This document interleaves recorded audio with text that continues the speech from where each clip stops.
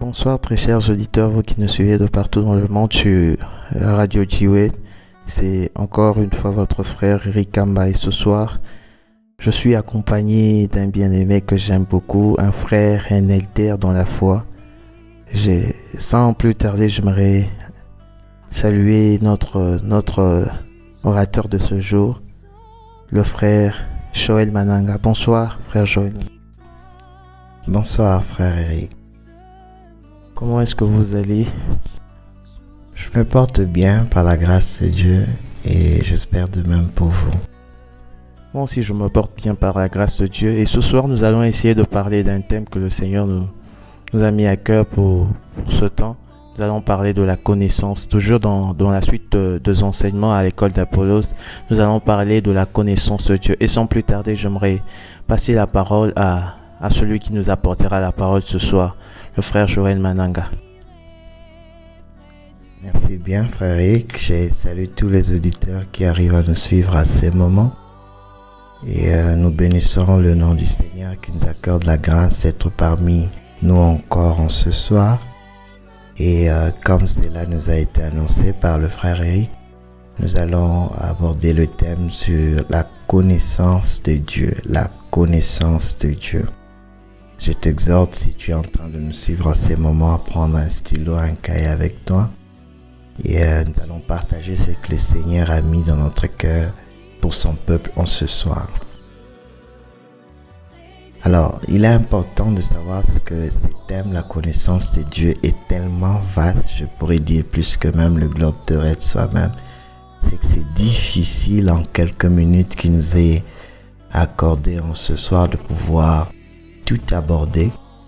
Nous allons simplement partager une toute petite pensée sur la connaissance de Dieu, peut-être le 1% de ce qui devrait être dit sur ce thème. D'entrée de jeu, il est important pour nous de pouvoir donner quelques définitions sur le terme connaissance, ce qui nous permet en ce que nous puissions avoir une idée claire sur cette pensée sur ce thème, la connaissance de Dieu. Le dictionnaire définit premièrement la connaissance comme étant un ensemble de domaines où s'exerce l'activité d'apprendre. Je répète, un ensemble de domaines où s'exerce l'activité d'apprendre. Il y a un premier élément qui ressort de cette pensée connaissance. Il y a le verbe apprendre, le terme apprendre, l'apprentissage. Premier élément à pouvoir noter en ce soir, c'est l'apprentissage. Lorsqu'on parle de la connaissance, il y a cette idée de l'apprentissage. Deuxième définition, il y a beaucoup de définitions sur le terme connaissance, mais nous avons retenu quelques trois définitions qui auront nous aider à pouvoir évoluer avec notre pensée de ce soir. La deuxième définition, et c'est souvent quelque chose de très commun, lorsque nous vivons dans la société, nous disons que telle personne est une de mes connaissances et l'une de mes connaissances. Je connais cette personne, elle fait partie de mes connaissances, elle fait partie de mes relations. Il y a ici l'idée d'une personne que l'on connaît. Il y a ici l'idée d'une personne que l'on connaît. Lorsque je dis que ces frères-ci, par exemple mon frère Eric qui est juste à mes côtés ici, fait partie de mes connaissances. Et une connaissance que j'ai, ça veut dire que je suis en relation humaine avec mon frère Eric. Il y a une relation qui nous relie. Il y a la pensée, deuxièmement, de la relation. J'espère que nous sommes ensemble. Amen. Troisième de chose, c'est que lorsqu'on parle de la connaissance, et là c'est même beaucoup plus dans le concept aussi biblique, vous verrez dans Genèse, la Bible dit que Adam connut Ève. Il y a souvent l'idée de l'union charnelle d'un homme et d'une femme. La pensée de l'intimité. La pensée de l'intimité. Parce que la Bible dit que Adam connut Ève. Ce n'est pas n'importe quel type de connaissance. Il y a l'idée d'une connaissance d'intimité, d'une union entre les deux personnes. Ce qui nous amène, après ces trois définitions que nous avons eues à énumérer si haut, à retenir trois pensées principales sur la connaissance. ce qui va tous ensemble nous aider à pouvoir développer sur ces thèmes la connaissance de Dieu. Nous avons premièrement dit que dans la pensée de la connaissance, il y a l'idée de la relation. D'abord l'apprentissage, mais j'ai juste inversé l'ordre. Il y a l'idée de la relation. Il y a l'idée de la relation, premièrement. Et deuxièmement, il y a la pensée de l'apprentissage, le fait d'apprendre sur quelqu'un ou sur quelque chose, l'apprentissage. Et troisièmement, il y a la pensée de l'intimité. Et c'est là même que nous allons commencer à développer sur cette pensée, la connaissance de Dieu. J'espère que vous êtes toujours avec nous. Si vous êtes ensemble avec nous à partir de vos maisons, de vos postes, radiofusées, si ça existe le terme, vous direz avec moi Amen. Alors, premièrement, nous avons parlé de la relation. On ne peut pas vivre, on ne peut pas prétendre avoir la connaissance de quelqu'un si au préalable, on n'a pas une relation qui nous unit à la personne. La première des choses à noter, c'est qu'on ne peut pas prétendre vivre dans la connaissance ou encore avoir la connaissance profonde de quelqu'un si au préalable, on n'a pas une relation qui nous unit à la personne. C'est vrai qu'on peut dire aujourd'hui que l'on connaît Bill Gates, on connaît Michael Smith, on connaît Barack Obama. En soi, ce n'est pas une vraie connaissance de la personne parce qu'on se limite simplement à voir la personne qui passe à la télé, qui parle, qui fait des speeches ou encore qui arrive à faire des discours quelconques. On se limite simplement à cela. Notre connaissance est assez limitée parce que nous n'avons pas une relation directe avec ces personnes-là. Mais lorsque tu poses la question à la femme, par exemple, de Barack Obama ou à son enfant, ces derniers auront à donner beaucoup plus de précisions et beaucoup plus d'informations sur le président Barack Obama. Pourquoi? Parce qu'il y a une relation particulière qui les unit. La relation de père à enfant, la relation de père et femme ou encore de mari et femme. Dans l'idée de la connaissance, il y a la pensée de la relation, un élément très important. Pourquoi même lorsqu'on parle de la connaissance de Dieu, frères et sœurs dans le Seigneur, il est important de savoir que nous sommes appelés à avoir une relation particulière avec le Seigneur en vue de vivre la manifestation de la connaissance de Dieu. Si au préalable nous n'avons pas cette relation, nous allons parler de Dieu comme dans l'histoire. Nous allons parler de Dieu comme par simple entendement. Nous allons parler de Dieu comme en philosophie. Nous allons parler de Dieu comme à l'histoire. Mais nous n'aurons pas une connaissance réelle de la personne de Dieu. Très important à noter, la connaissance de Dieu ne se fait point par télépathie, la connaissance de Dieu ne se fait pas par déduction ou encore par la science des hommes.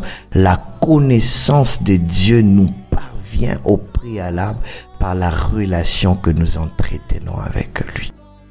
Et je suis sûr et certain, surtout dans les pays qui sont généralement appelés pays à majorité chrétienne, les gens ont souvent tendance à croire que le fait de naître simplement dans ces pays ou encore dans des familles où le parent part à l'église, le parent cite le nom de Dieu, le parent a un peu de comportement spirituel et biblique.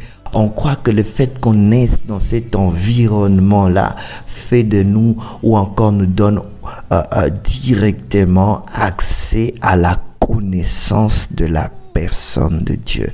Une erreur grave que nous, appelés chrétiens, nous avons l'habitude de vivre. C'est ainsi même Romains 3, 23 nous dit J'aimerais les lire. Romains chapitre 3, le verset 23.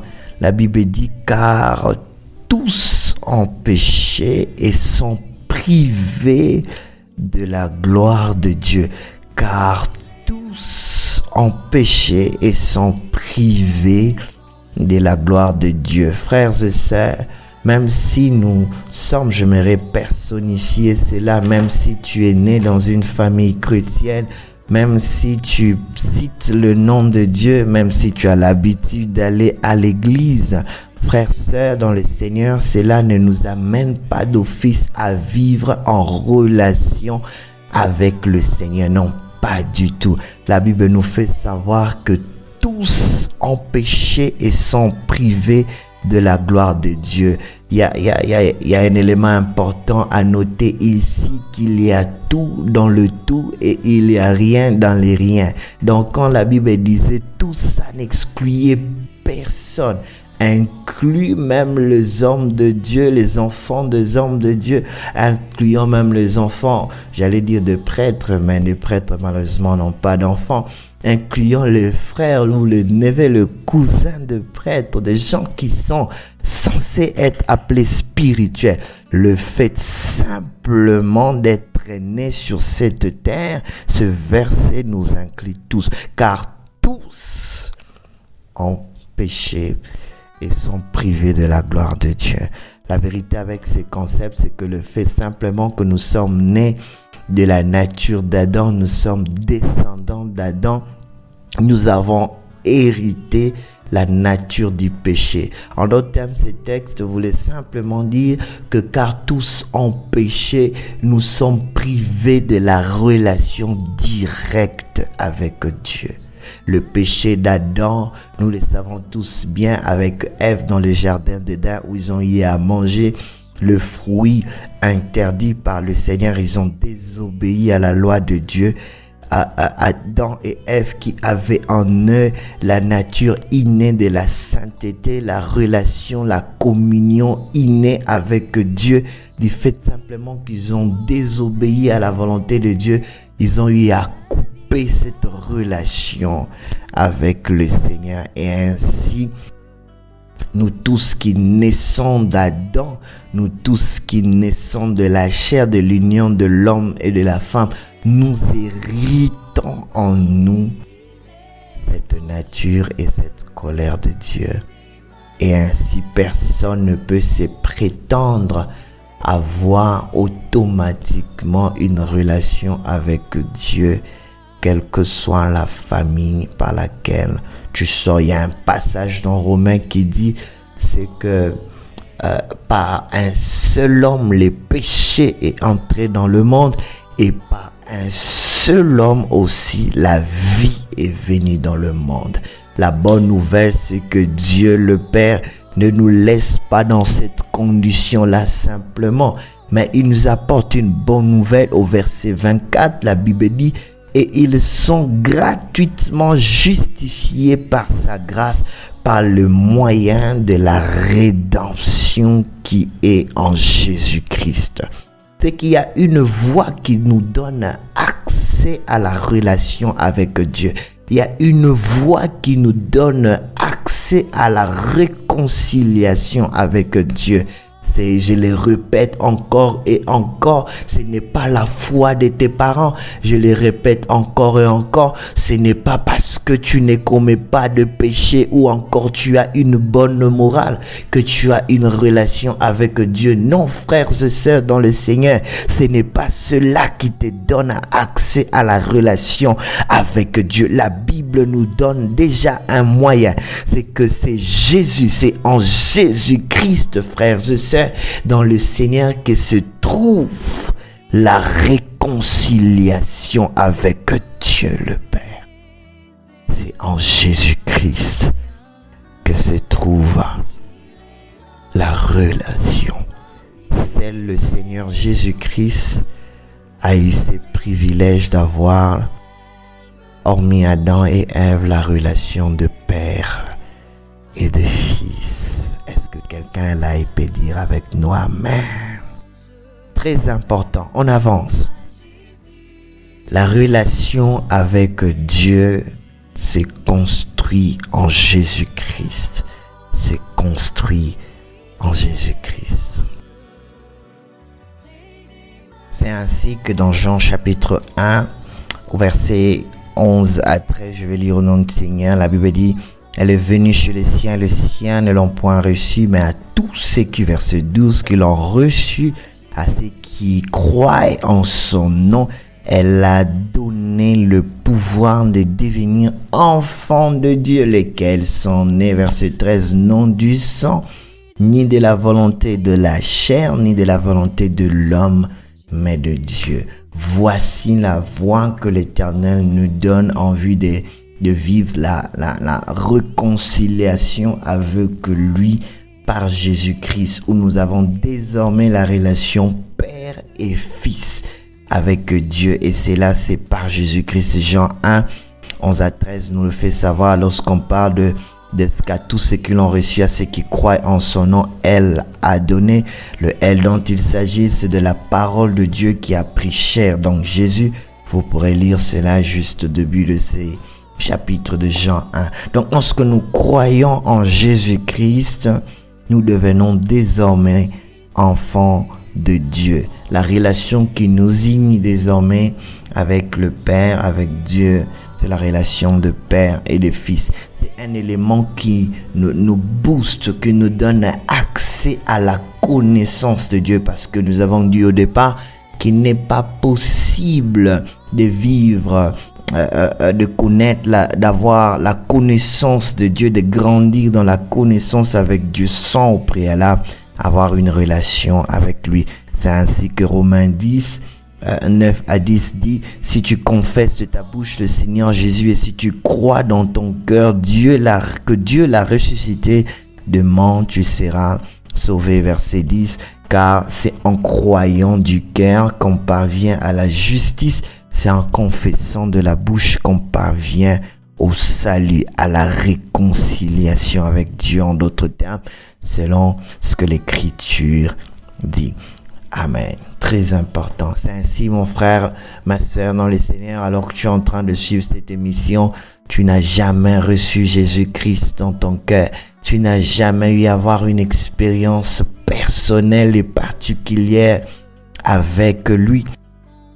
N'hésite pas, à la fin de cette émission, nous serons en train de prier avec vous. Soyez branchés et restez connectés avec nous jusqu'à la fin. Le Seigneur vous fera abondamment du bien. Et un élément important à noter, c'est qu'il y a un danger si on saute cette étape d'avoir la relation avec lui. Ce n'est pas quelqu'un va se dire, bon, je m'en fous, est-ce que j'ai besoin fortement de connaître Dieu? Je pars déjà à l'église, même si je passe pas par cette voie, cela m'importe un peu. Frères, sœurs, dans Matthieu chapitre 7, verset 21 à 23, la Bible déclare que à la fin de temps, plusieurs viendront à moi et me diront: Seigneur, Seigneur, n'avons-nous pas prophétisé en ton nom? N'avons-nous pas chassé des démons en ton nom? N'étions, ça c'est moi qui ajoute, n'étions-nous pas allés à l'église les dimanches, les samedis, aux prières intimes, dans des cellules de maison? Est-ce que nous n'étions pas passés par là? La Bible déclare que je leur dirai: je ne vous ai jamais connu, serviteurs d'iniquité, vous qui commettez l'iniquité. C'est ce matin, lorsque je méditais sur ces passages, que je compris que lorsque la Bible disait que vous qui commettez l'iniquité, ça ne veut pas forcément dire des gens qui vivent dans le péché. Ça inclut aussi les personnes qui n'ont jamais eu à passer par l'expérience de la nouvelle naissance en Jésus-Christ, qui ont toujours en eux la nature d'iniquité, la nature d'Adam.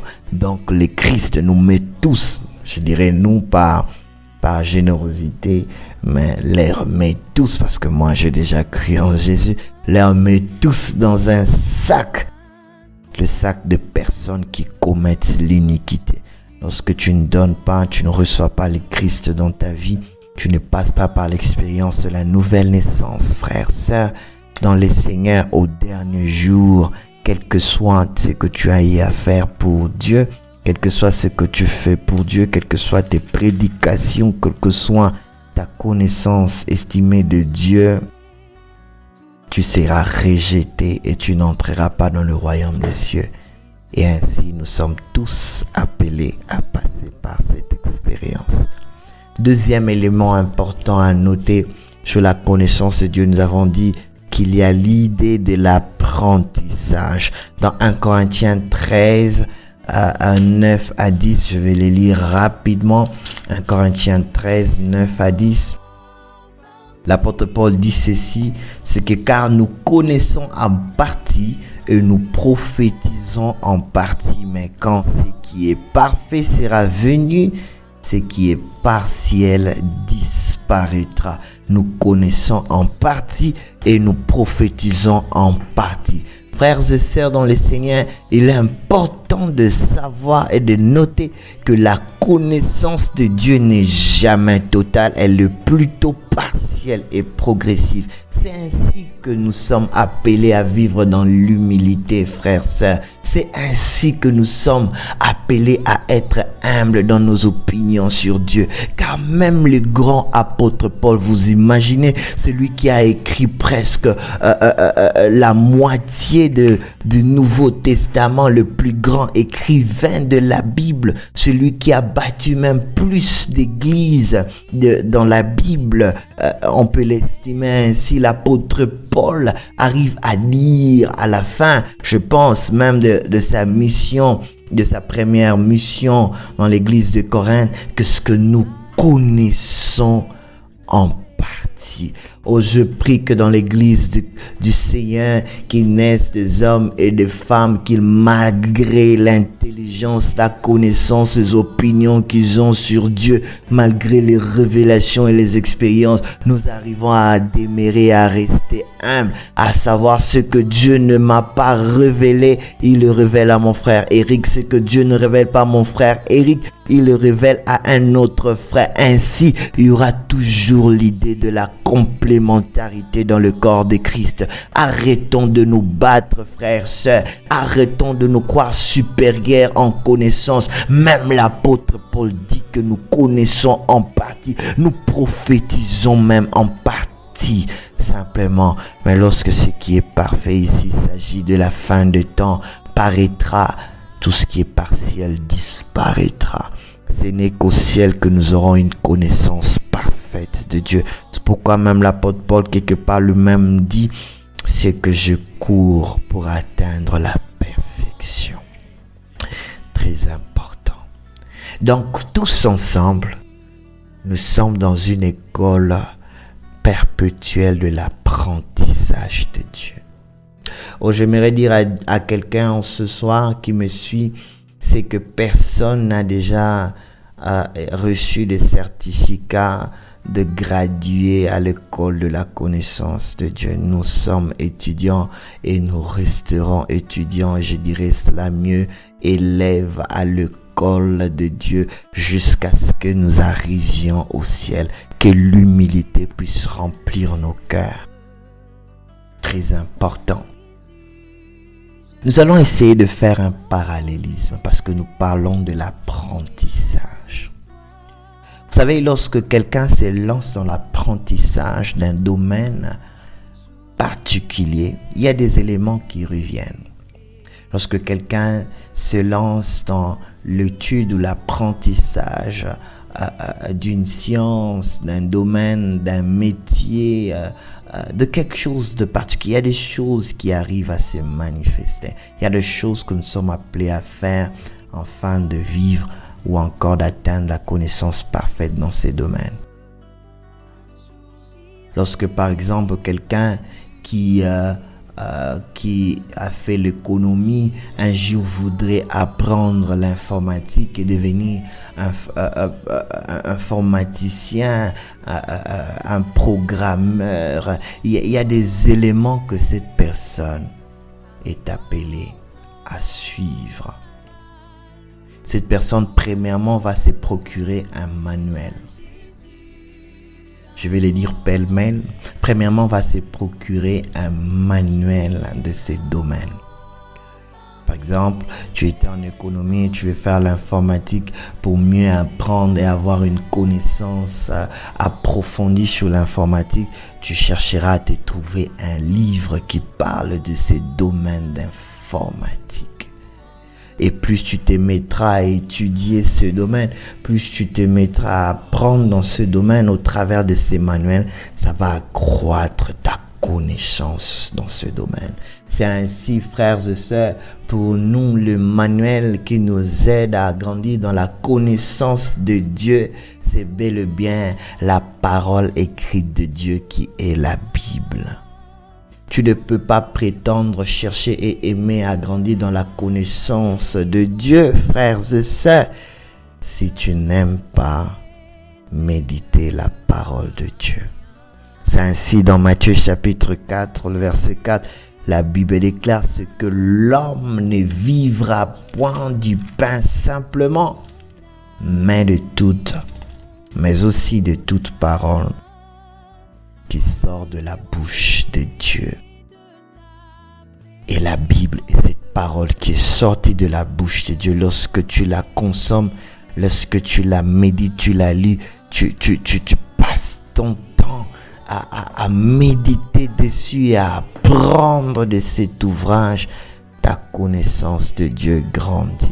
J'aimerais dire à quelqu'un, c'est que la connaissance de Dieu ne vient pas d'abord par les vidéos YouTube que tu pourras suivre des miracles. Ça ne vient pas d'abord de chansons que tu peux écouter sur Dieu. C'est bien ces choses, mais il est important de méditer les Écritures. Aujourd'hui, nous avons beaucoup de chrétiens qui prient, qui chantent, qui font toutes ces choses, mais nous avons peu de chrétiens qui se mettent à lire les manuels qui nous fait croître dans la connaissance de Dieu.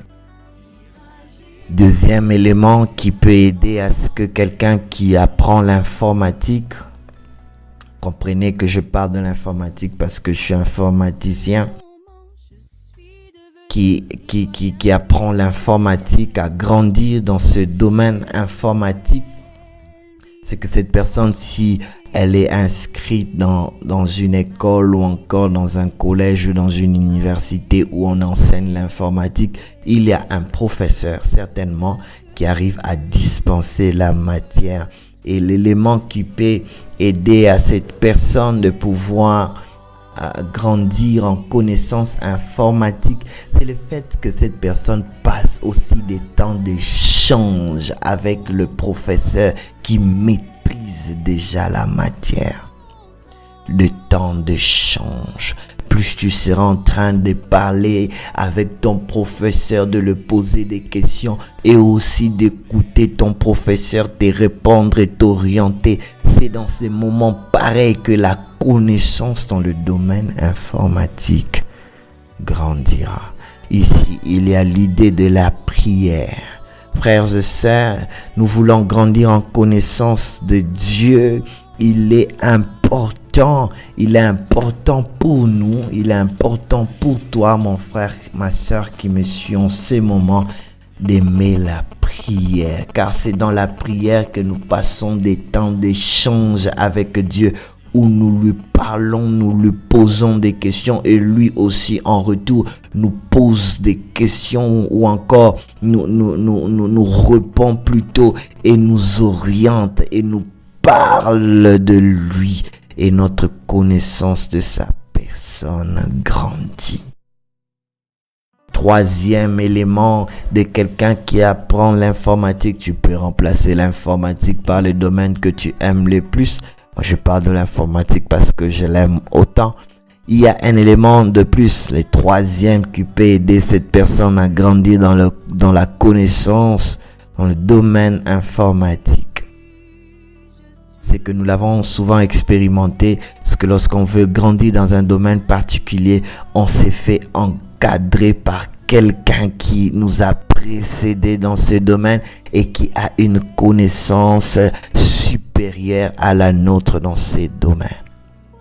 C'est pourquoi, frères et sœurs dans le Seigneur, il est important pour les enfants de Dieu de pouvoir aimer à se faire accompagner accompagné et encadré spirituellement, où tu pars auprès de quelqu'un qui t'a précédé dans la vie chrétienne, qui t'a précédé dans le domaine de la parole de Dieu, dans le domaine de la vie chrétienne, où tu t'humilies, tu te rabaisses, tu peux poser des questions, te faire encadrer, une personne auprès de qui tu peux rendre compte.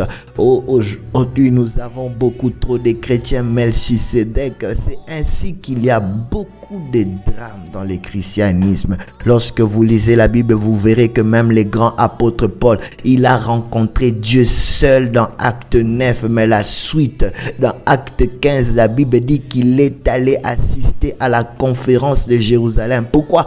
Parce qu'il devait rendre compte de ses enseignements. Il devait rendre compte auprès des personnes qui l'ont précédé dans le ministère et dans la vie chrétienne. Il devait demander et se renseigner si ce qu'il était en train de prêcher était toujours dans la bonne voie et bénéficier de leur accompagnement, de leur approbation, de leur encadrement spirituel. Tu veux aller loin, grandir en connaissance avec Dieu.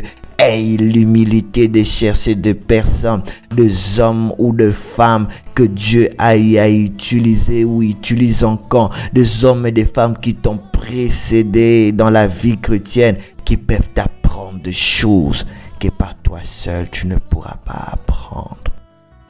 Vous savez, frères et sœurs dans le Seigneur, si aujourd'hui tu veux te créer un avion, tu veux te fabriquer un avion, tu peux prendre 30 ans pour le faire, ça sera difficile pour y arriver. Mais si tu as seulement de l'humilité pour aller auprès d'un ingénieur dans une compagnie qui a déjà eu à fabriquer des multitudes d'avions, frères et sœurs, ça te fera gagner en temps, car il te dira des choses qui ont fait en sorte que lui puisse prendre plus de temps et toi tu auras à gagner en temps. L'accompagnement et l'encadrement spirituel nous aide à grandir dans la connaissance de Dieu. Quatrièmement, il y a 6 moyens rapidement. La quatrième des choses à noter, c'est que lorsque tu veux grandir dans la connaissance, dans un domaine particulier, généralement ce que nous avons l'habitude de faire, ce que nous faisons entourer des personnes qui évoluent dans le même domaine.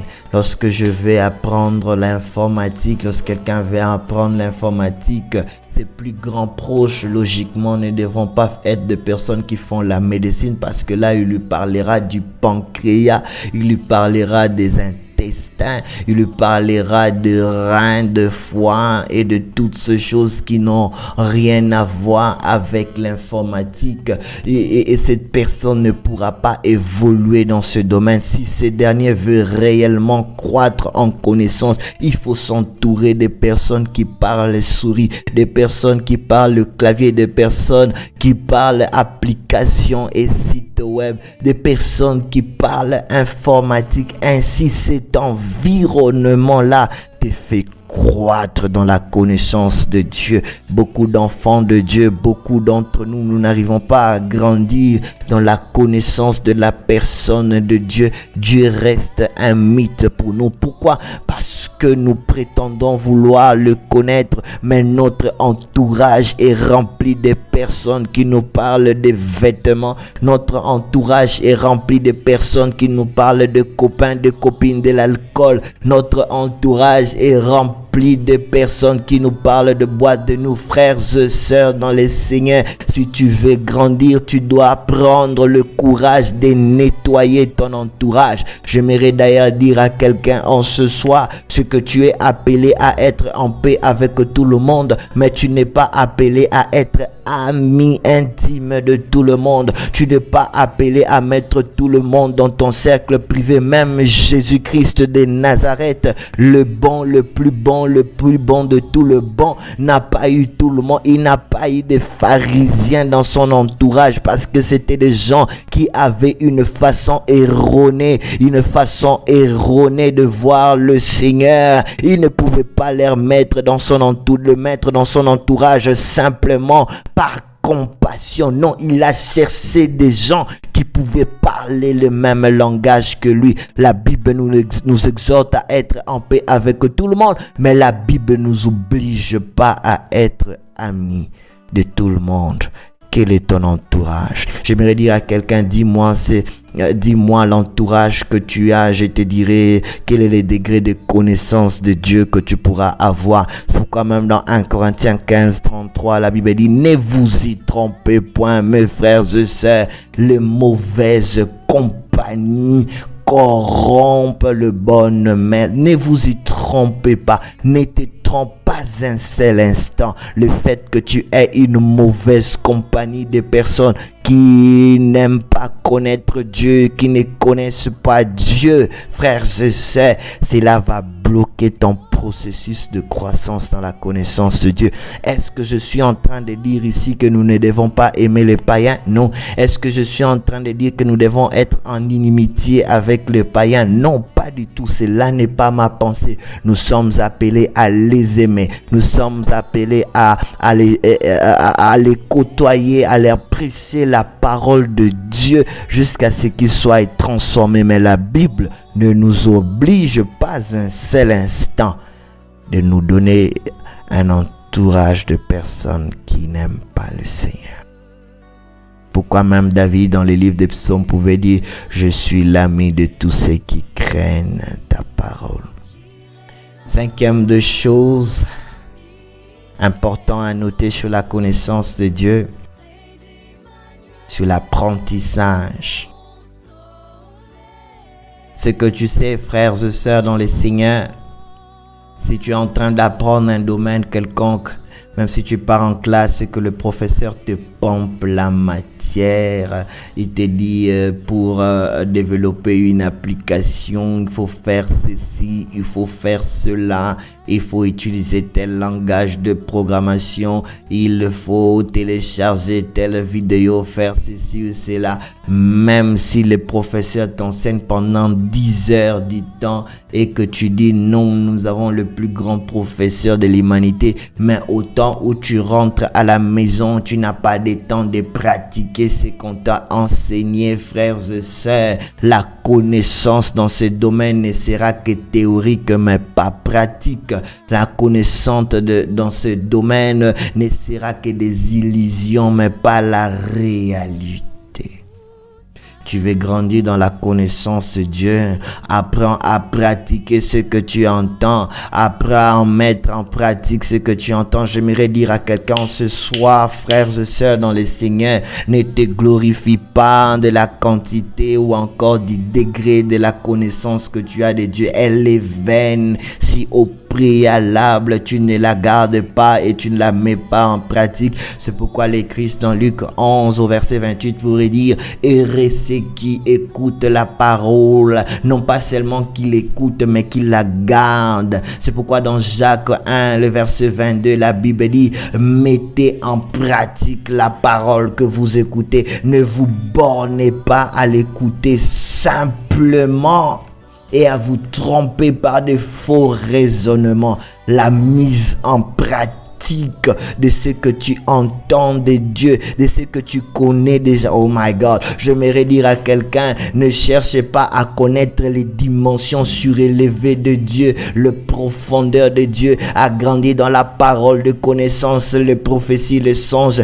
Si au préalable que Dieu qui t'a dit répands-toi de tes péchés, tu ne les mets pas en pratique. Si au préalable le Dieu qui t'a dit médite chaque jour avant de sortir de ta maison, tu ne le fais pas, ne cherchez pas autre chose. Généralement dans l'église, nous sommes remplis de personnes qui aiment beaucoup connaître de Dieu, mais qui ont déjà des connaissances précédentes qui n'ont jamais mis en pratique.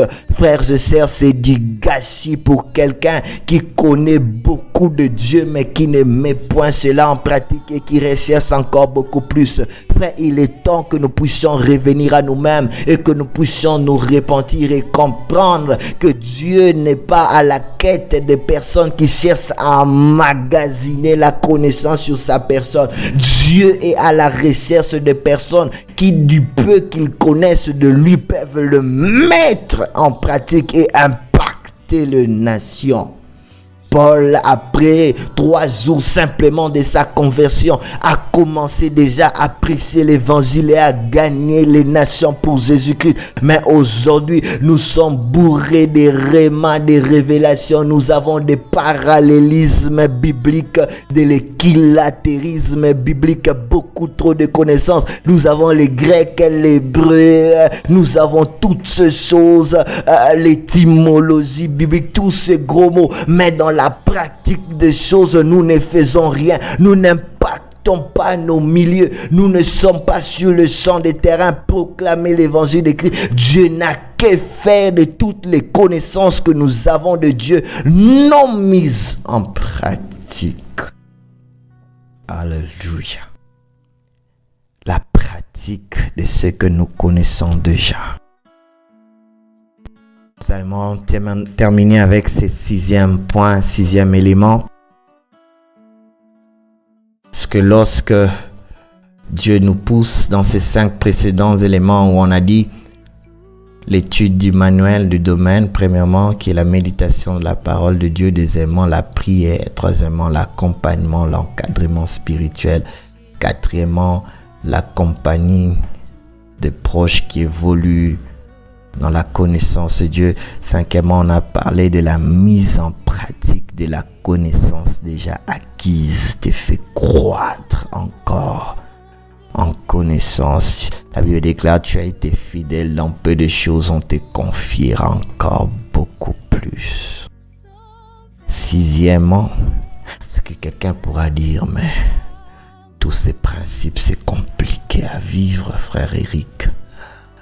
Prier, jeûner, lire la Bible, ce n'est pas naturel, c'est compliqué, c'est pas aussi facile. Mais qu'est-ce que tu nous enseignes, frère Joël, ce soir? J'ai une bonne nouvelle. C'est que Dieu sait très bien que nous sommes des êtres humains et que par nous-mêmes, nous ne pouvons rien faire. C'est pourquoi la Bible déclare dans Jean 14, 18, les Christ en train de partir, il dit aux disciples, je ne vous laisserai pas seul. Je ne vous laisserai pas seul. Oh, dans ces processus, on cherche à connaître plus de Dieu. On veut plus encore connaître de lui, grandir dans la connaissance de sa personne. Il dit, je ne vous laisserai pas seul. Je vous enverrai un consolateur.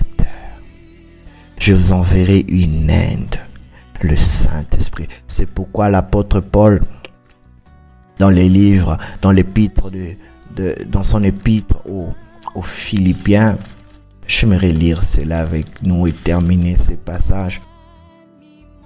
Il a dit, après tout son parcours avec le Seigneur, il a dit, je puis tout par celui qui me fortifie. Je puis tout faire par celui qui me fortifie.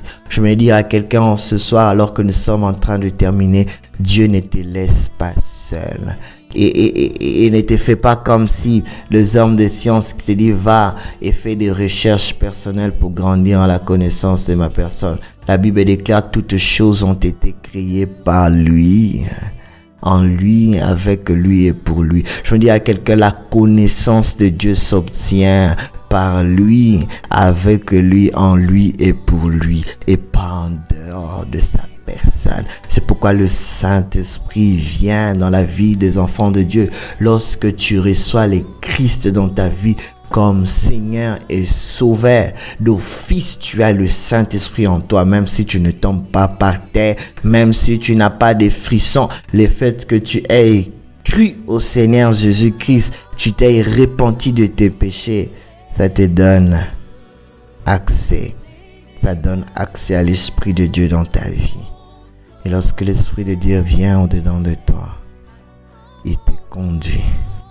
Il t'apprend encore beaucoup plus de Dieu. Il t'apprend encore jour après jour. Alors que tu as des difficultés pour méditer, c'est lui qui va te donner la force.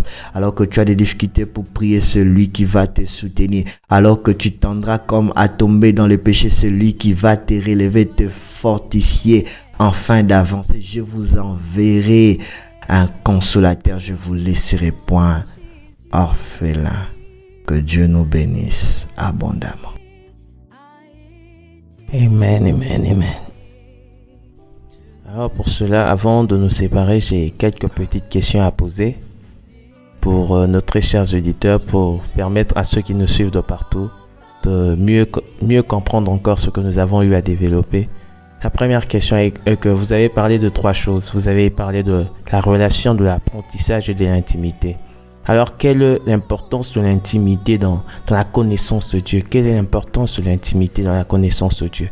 Vous avez parlé de 3 choses. Et la dernière des choses, vous avez parlé de l'intimité. Alors, dites-nous, quelle est l'importance de l'intimité dans la connaissance de Dieu?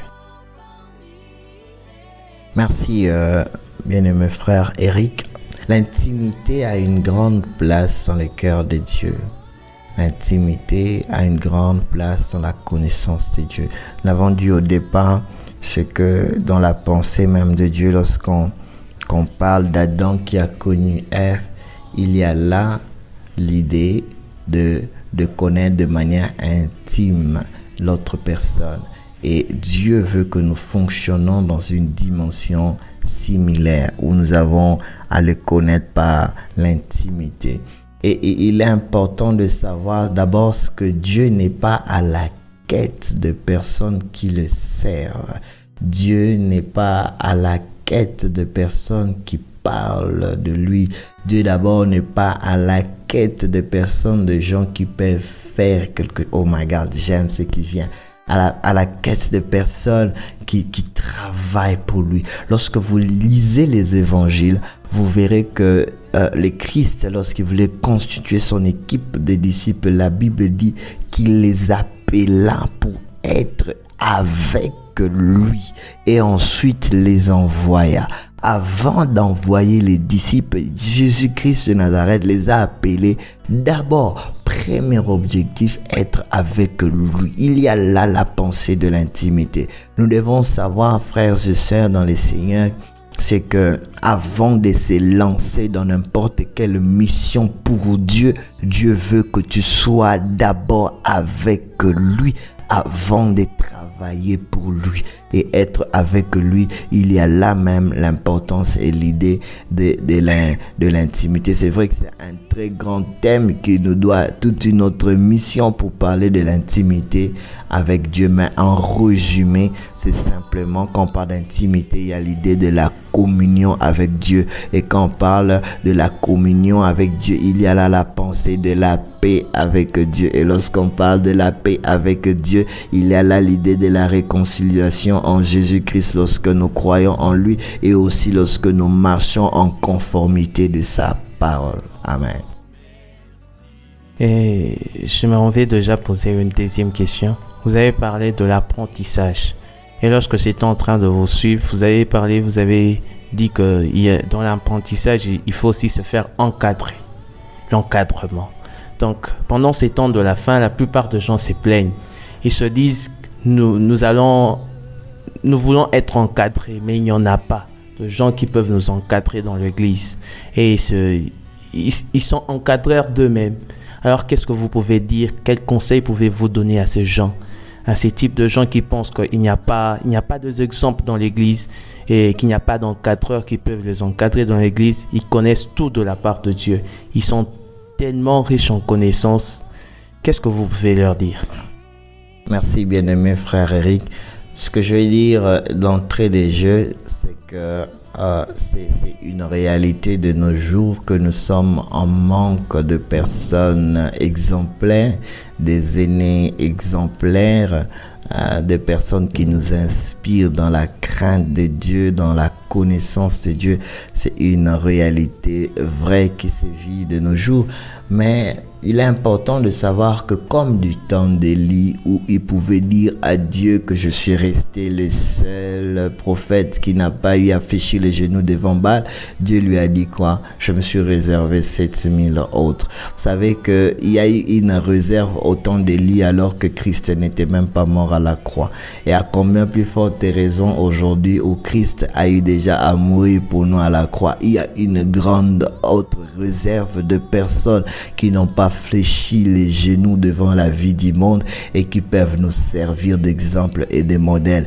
Question simplement d'avoir l'humilité de les reconnaître et aussi de se laisser encadrer par ces personnes. C'est là même que j'aimerais dire, il est important de ne pas mettre tout le monde dans le même sac. C'est ce qui arrive aussi à Fauché. C'est que lorsqu'il y a quelqu'un qui a eu à se dérouter, on croit que tous les aînés, tous ceux-là qui se trouvent comme encadrés à l'église sont dans le même sac. Non, ce n'est pas vrai.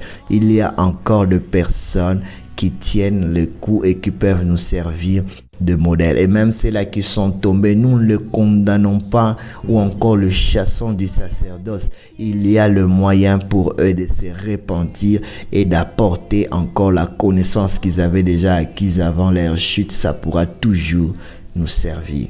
Il faut simplement de l'humilité pour reconnaître la grâce qui repose sur les autres. Il faut simplement de l'humilité pour reconnaître la grâce qui se trouve dans les autres. J'aimerais t'inviter, toi qui te demande trop de questions, tu es en train de te dire qu'à l'église il n'y a plus de modèle. Alors que notre très cher frère que j'aime beaucoup vient de le dire, le frère Joël, qui a encore une réserve que Dieu se réserve. Toi qui penses que tu ne peux pas être encadré à cause de ta connaissance, Paul avait une connaissance, mais devait rendre de compte à Jérusalem. Alors je t'invite à chercher quelqu'un qui peut t'encadrer spirituellement et qui peut te montrer la voie de Dieu plus correctement encore. Alors j'ai encore une autre question à poser. Une autre question qui m'est venue à l'esprit alors que vous étiez en train de parler de la relation. Vous avez dit que vous avez parlé de la relation. Quelle est l'importance de la relation aussi dans la connaissance de Dieu? Je peux connaître Dieu sans être en relation avec lui. Il y a des gens qui partent à l'église, ils partent à l'église chaque dimanche, mais il se contente de cela, il se dit qu'il connaît Dieu. Le fait qu'il parte à l'église, le fait qu'il soit dans une famille chrétienne, le fait qu'il soit dans un pays chrétien, il se proclame d'office chrétien et il pense connaître Dieu. Qu'est-ce que vous pouvez dire? Qu'est-ce que vous pouvez suggérer à ce genre? Merci bien-aimé frère Eric.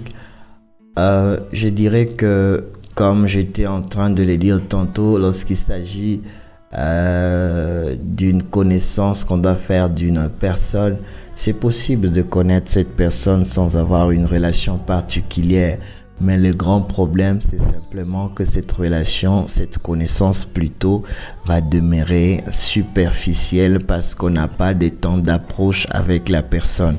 Tu peux dire aujourd'hui que je connais Narendra Modi parce qu'il passe à la télé et qu'il s'habille en blanc, mais ce n'est qu'une connaissance partielle. Il faut être sa femme, son enfant, son frère, son ami pour connaître qu'est-ce que Modi aime manger et qu'est-ce que Modi aime faire comme activité et toutes ces choses. Et la bonne chose à savoir, c'est que plus tu grandis dans la connaissance d'une personne, tu sauras faire qu'il aime faire et ne pas faire ce que la personne n'aime pas faire. D'ailleurs, la crainte de Dieu en soi, notre niveau de la crainte de Dieu est déterminé par notre niveau de la connaissance du Dieu que nous avons. C'est pourquoi il y a des gens qui vivent tellement dans la crainte de Dieu, même dans le plus petit détail de leur vie. Pourquoi?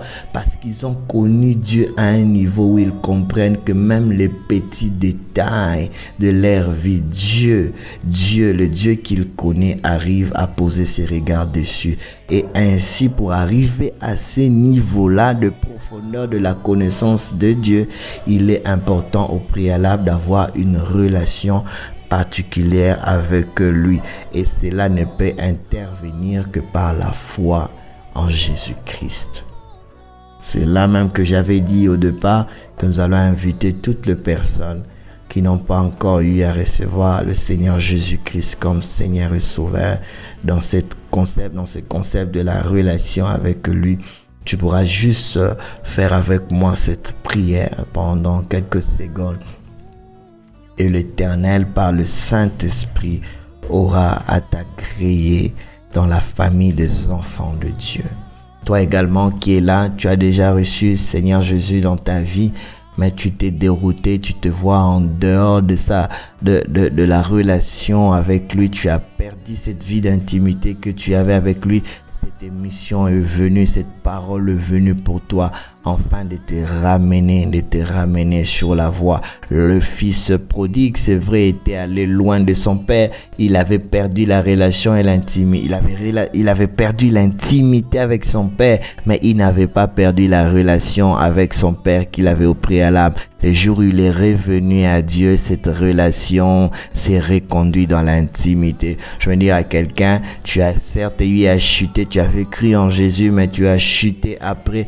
Dieu ne t'a pas abandonné, Dieu ne t'a pas radié de la liste de ses enfants. Il suffit de faire comme le fils prodigue aujourd'hui. Tu dis, Seigneur, pardonne-moi de mes péchés et je reviens à toi. Saint-Esprit, reconduis ma vie et je me réaligne dans ta voie. Ainsi, tu vivras cette réconciliation avec le Seigneur. Alors, je me prie avec toi qui n'as jamais eu à recevoir le Christ dans ta vie, qui n'as jamais eu à faire d'expérience personnelle avec Dieu, malgré que tu pars à l'église, malgré que tu es né d'une famille chrétienne. Je voudrais que tu inclines ta tête en prière et que tu fermes tes yeux. Tu vas simplement poser ta main droite sur ton cœur et je me prie avec toi. Tu vas répéter avec moi ces paroles et le confesser de ta bouche et t'approprier de ces paroles. Tu diras, Seigneur Jésus, j'ai entendu ta parole en ce soir. Je reconnais que je suis pécheur. Je reconnais que je suis né pécheur. Je confesse en ce soir mes péchés devant toi. Et je me répands de tout ce que j'ai fait de mal. Seigneur, je t'accepte. Je te reçois dans ma vie comme mon Seigneur et mon Sauveur personnel. Et je crois que Dieu t'a ressuscité d'entre les morts et que tu es mort à la croix pour moi, ressuscité par Dieu. J'ouvre mon cœur et je te reçois. Merci pour le don du Saint-Esprit que tu m'accordes. Je suis désormais enfant de Dieu et ma vie ne sera plus jamais la même. Au nom de Jésus. Amen. Amen, amen, amen. Nous sommes bénis par ce message. Et toi aussi qui es béni par ce message, n'hésite pas de nous contacter par ces numéros. Si tu as été touché par ce message, tu as opéré quelque chose au travers de ces messages, alors que nous avons entendu cette puissante prédication sur la connaissance de Dieu. Je pense qu'une personne a eu à recevoir quelque chose de la part de Dieu. Il y a toujours quelque chose à recevoir de la part de Dieu. Alors je crois que tu as reçu quelque chose de la part de Dieu. Contacte-nous par ce numéro si tu as fait quelque chose dans ta vie. Le plus 91 91 96 32 084 276 ou encore le plus 91 91 488 69 850. Que Dieu vous bénisse. On se revoit prochainement sur la même radio, à la radio Jiwed, et à très bientôt.